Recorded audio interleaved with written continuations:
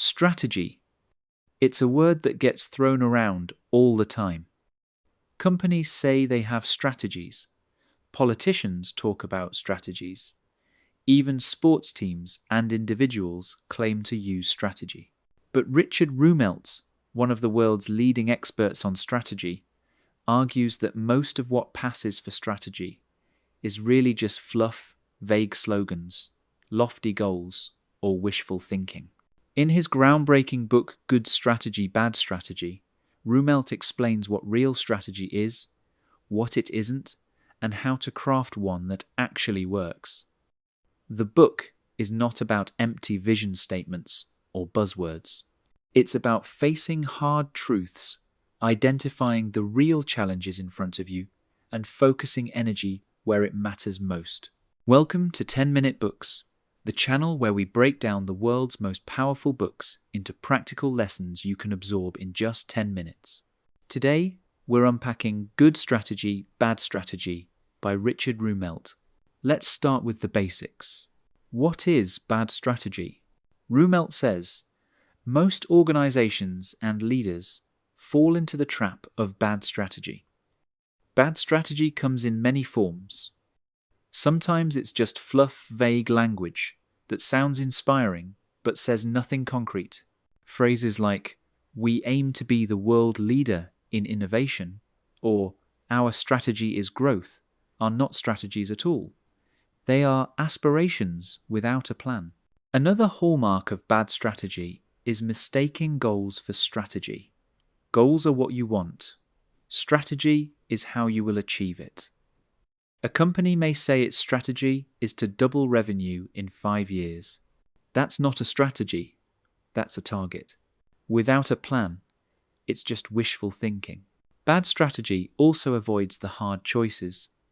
Real strategy requires prioritizing, saying yes to some things and no to others. Leaders often shy away from this because it means disappointing people. Instead, they try to please everyone, spreading resources too thin and accomplishing nothing. Finally, bad strategy often ignores the problem altogether. Instead of identifying the real obstacles, leaders paper over difficulties with slogans. This creates the illusion of progress, while the underlying issues remain untouched. So, what is good strategy? Rumelt argues that good strategy is simple but powerful. At its core, it has 3 elements: diagnosis, guiding policy, and coherent action. First, diagnosis. Good strategy begins with a clear-eyed diagnosis of the situation. This means identifying the critical challenge or obstacle that must be addressed. Without diagnosis, you are fighting blind.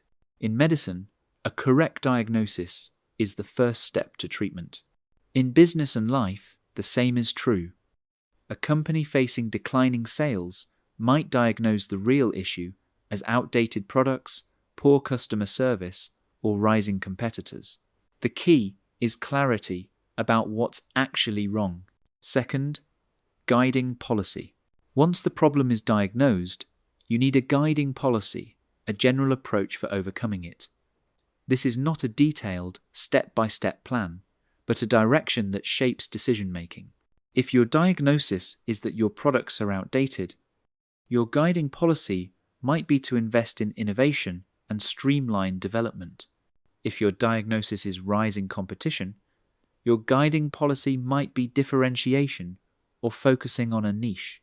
The guiding policy aligns effort without micromanaging every move. Third, coherent action.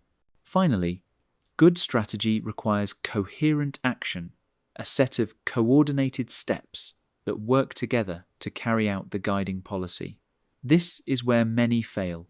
Leaders announce goals and policies, but fail to follow through with actions that align. Coherent action means all parts of the organization work together in harmony. Resources are concentrated where they matter most. Every action reinforces the strategy instead of scattering energy in different directions. Examples of good strategy. Rumelt provides compelling examples. One is Apple under Steve Jobs. When Jobs returned in 1997, Apple was struggling with too many products and declining relevance.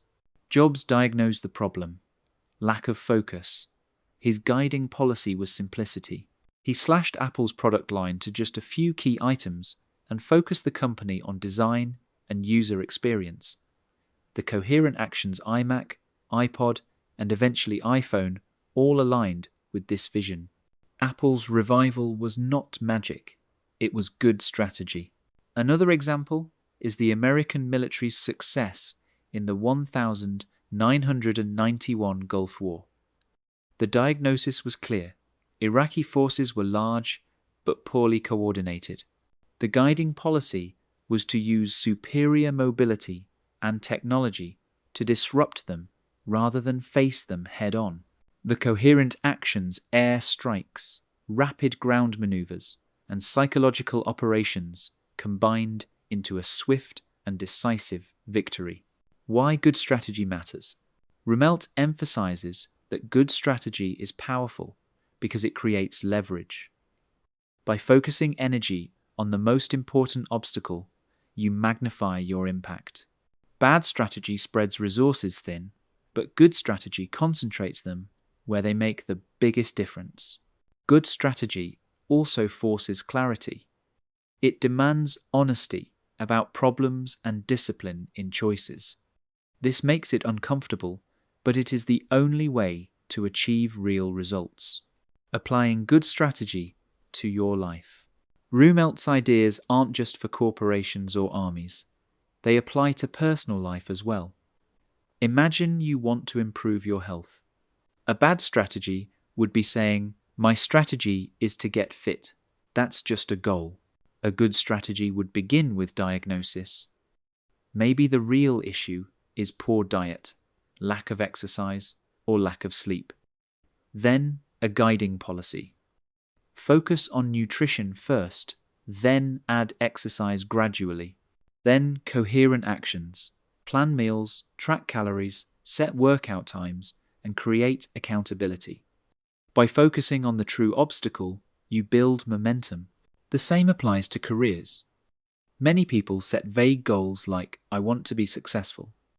A good strategy would diagnose your biggest challenge, perhaps lack of skills, poor networking, or unclear direction. Then set a guiding policy, such as becoming an expert in one field or building a strong professional network. Then take coherent actions that reinforce this: courses, projects, mentors, and consistent practice. Common traps to avoid. Rumelt highlights common traps that lead to bad strategy. One is the template trap, using generic frameworks or jargon instead of thinking deeply.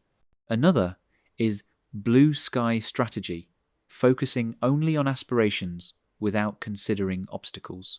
And a big one is dog's dinner strategy, throwing together a laundry list of initiatives without focus or coherence. Real strategy is about choice, not lists. The kernel of good strategy. Rumelt calls diagnosis, guiding policy, and coherent action the kernel of good strategy. Whenever you're unsure if a strategy is real, ask, does it clearly define the challenge? Does it offer a guiding policy? Does it outline coherent actions? If not, it's probably bad strategy. The big takeaway. Good strategy is not complicated. It doesn't require jargon or complexity. It requires clarity, focus, and discipline. Bad strategy is everywhere because it's easier, it avoids hard truths, and makes everyone feel good in the moment. But good strategy creates real results. It may be uncomfortable, but it transforms organizations and lives. So, what's the big lesson? Strategy is not about slogans. It's about solving problems. To create a good strategy, identify the critical challenge, craft a guiding policy, and align actions coherently. Whether you're running a business, leading a team, or shaping your own life, This simple structure can make the difference between drifting aimlessly and achieving real success. That was Good Strategy, Bad Strategy by Richard Rumelt, broken down in under 15 minutes.